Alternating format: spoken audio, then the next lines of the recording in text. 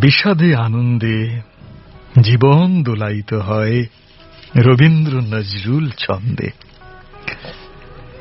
কালীপদ চক্রবর্তী লিখছেন। কালীপদ চক্রবর্তী থাকেন K92F Triveni phase, new Delhi. জীবন কখনো বিষাদের কালো মেঘে ঢেকে যায়, আবার কখনো আনন্দের রোদে আলোকিত হয়ে ওঠে।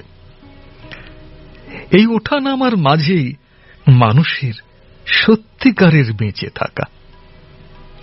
কবিগুরু রবীন্দ্রনাথ ঠাকুর তার কবিতায় শিখিয়েছেন গভীর বেদনার মধ্যেও সৌন্দর্য খুঁজে নিতে। আর বিদ্রোহী কবি কাজী নজরুল ইসলাম আমাদের শুনিয়েছেন সংগ্রাম ও আশার অগ্নিশ্বর।